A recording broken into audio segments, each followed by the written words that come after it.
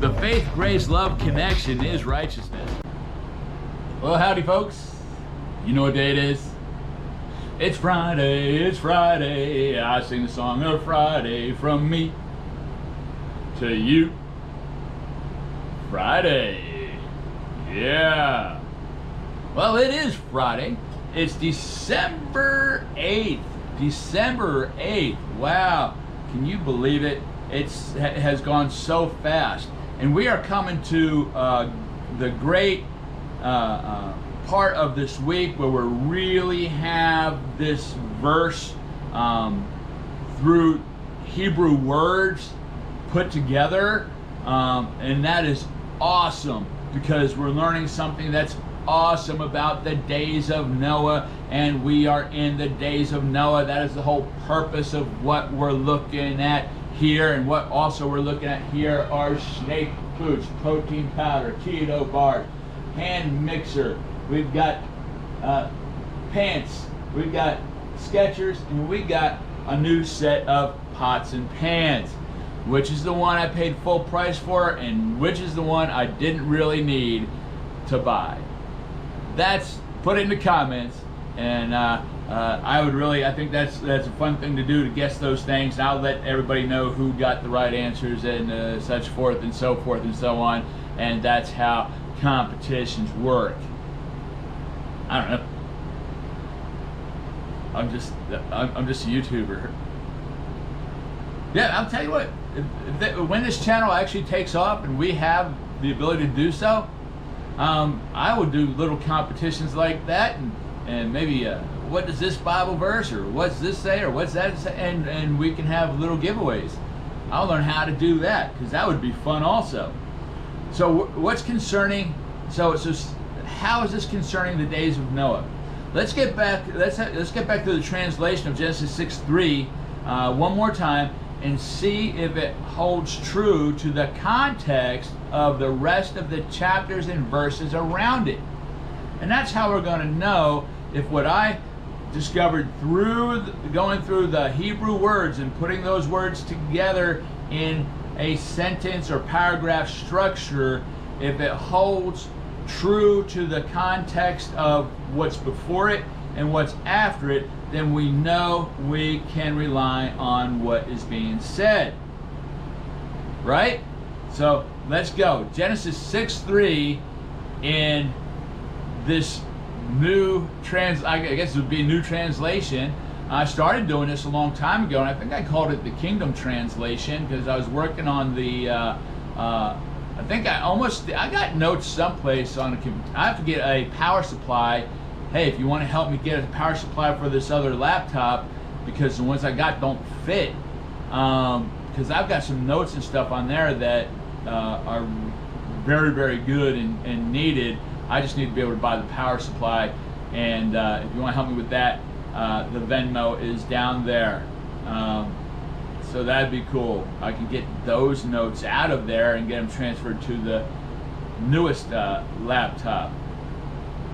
And I was using both, and I don't know what happened to the power supply for this one. I had it, and then it was gone. I don't know if I left it at a Starbucks or whatever the case may be, but it's gone. And I have an extra one that fit the oldest computer, the oldest laptop, but that connector's wrong also. So let's read this. Genesis 6:3. And the Lord said, my spirit, otherwise out of truth, without ignorance, will not conceal the vanishing point of time out of his mind in the future, making lawful judgment and lawfully administering and executing that judgment over mankind on account of his self-person nakedness. Even now, presently in this space and process of time, a required season in troubled weather of the whole age of full years, altogether 120 years. I would say that this verse is very much lines up with the context of the chapter and verses around it.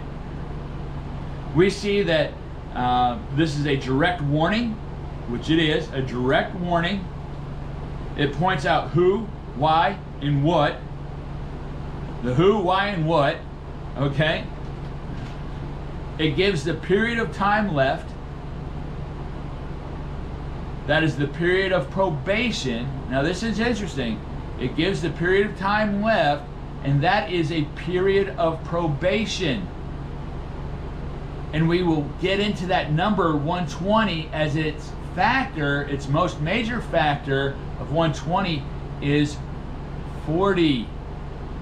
A major factor is 40, and we're going to get into 120 and the number 40 next week, and we're going to see that it is a time period of probation.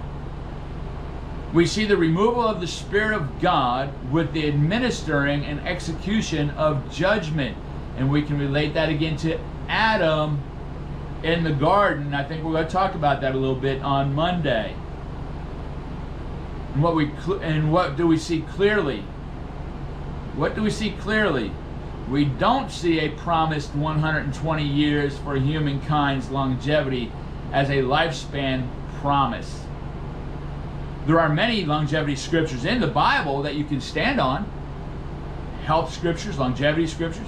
However, this is not one of them. Next week we are going to address some of these bullet points as they pertain to us today in what Jesus said about being in the days of Noah.